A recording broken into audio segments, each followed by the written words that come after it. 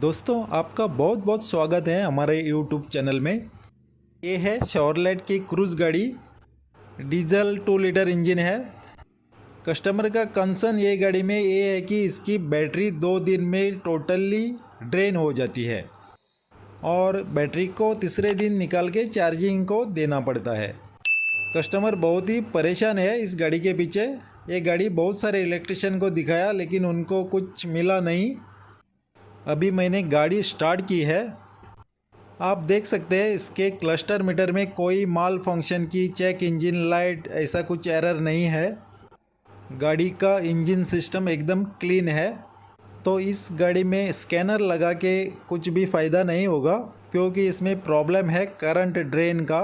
जब कस्टमर गाड़ी पार्क करते हैं तब इसका करंट कहीं ना कहीं लीकेज होता है या कुछ तो शॉर्ट सर्किट है कहीं भी। सबसे पहले हम इस गाड़ी में लॉक करके देखते हैं, अंदर बैठ के ही। लॉक करने के बाद कहीं भी इंडिकेटर कोई लाइट बीट जलती रहती है क्या देखेंगे पहला। यहाँ मैं दरवाज़ा खोलता हूँ, फिर से बंद करता हूँ और अंदर से ही रिमोट से गाड़ी को लॉक करते हैं और देखते हैं सभी जगह किसी किस्म का इंडिकेटर या लाइट चालू रहती है क्या। यहाँ इंस्ट्रूमेंट क्लस्टर में कोई लाइट नहीं जल रही है। ऊपर सनरूफ और कैबिन लाइट्स भी बंद है। तो अभी मैं करंट ड्रेन टेस्ट लूँगा बैटरी के पास। यहाँ मैंने बैटरी का नेगेटिव टर्मिनल खोला है, इसमें लगा देते हैं अभी करंट मीटर।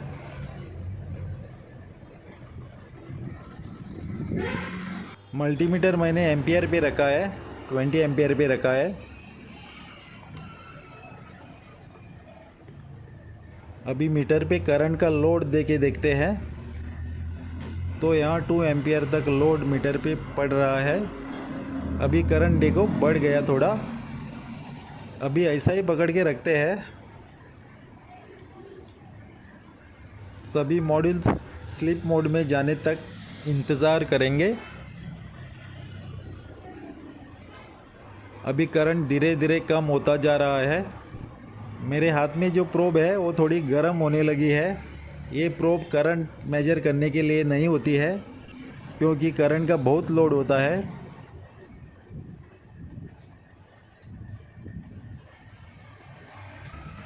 अभी 30 मिली एम्पियर तक आया।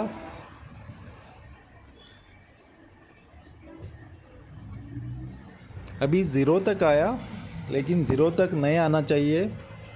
मुझे लगता है मेरे प्रोब में कुछ गड़बड़ी आई है।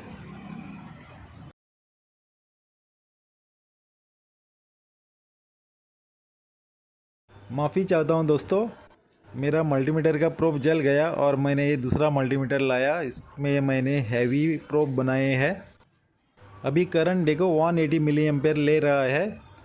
ये 3 मिनट के बाद है। सभी मॉड्यूल स्लीप मोड में जाने के बाद तो इस गाड़ी में 180 मिली एम्पियर करंट कहीं ना कहीं लीकेज है, इसके कारण बैटरी ड्रेन हो रही है।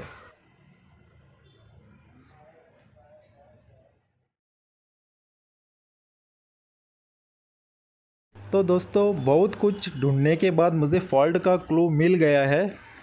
ये प्रॉब्लम दिन में तो नहीं दिखाई देगा।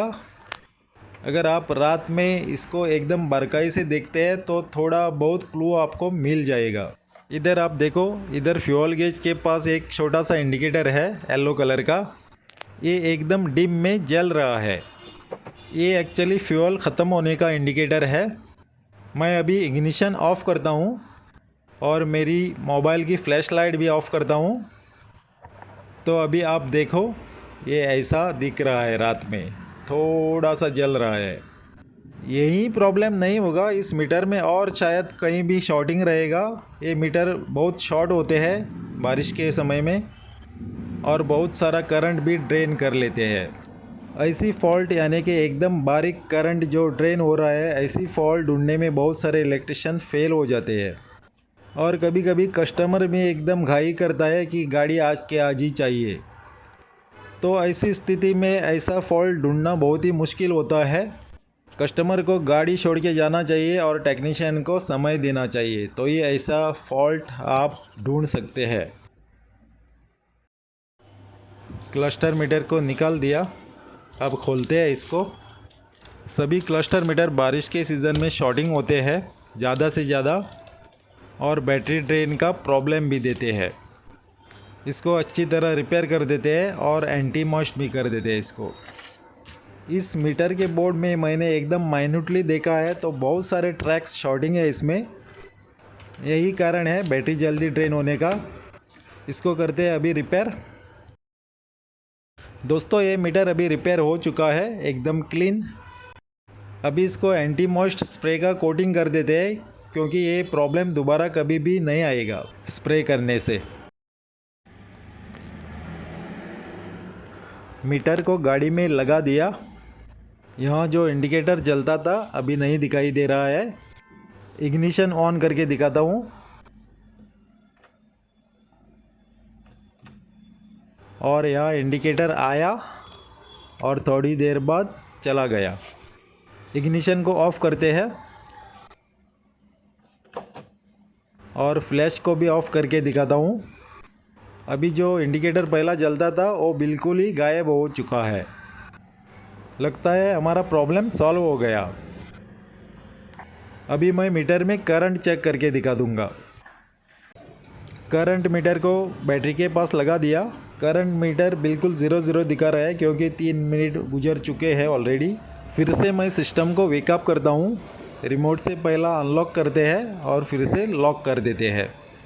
सभी मॉड्यूल्स वेकअप में आएंगे और उसके बाद में 3 मिनट के बाद स्लीप मोड में चले जाएंगे। तो अभी देखो करंट बढ़ गया और स्लोली ये धीरे धीरे उतरता चला जाएगा। वीडियो मैंने बीच बीच में पॉज किया है, खाली 3 मिनट का वीडियो टाइम बढ़ा देगा। अभी देखो ये और भी उतरेगा और थोड़ा इंतज़ार करेंगे उतरने का।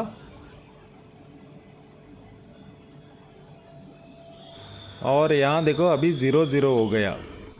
करंट मीटर मैंने 20 एम्पियर में रखा है इसलिए ये 0 दिखा रहा है। अगर स्केल मैं 1 एम्पियर पे रखता तो ये कुछ पॉइंट के हिसाब से दिखाई देता था जो नॉर्मल है। अभी मैं आपको डेमोस्ट्रेट करके दिखाता हूँ। थोड़ा लोड दे के देखते हैं मीटर के ऊपर क्या असर होता है। इस टेस्ट लैम्प को लगा देते हैं। जैसे ही हम लोड देते हैं तो यहाँ मीटर में देखो 200 मिली एम्पियर करंट ले रहा है।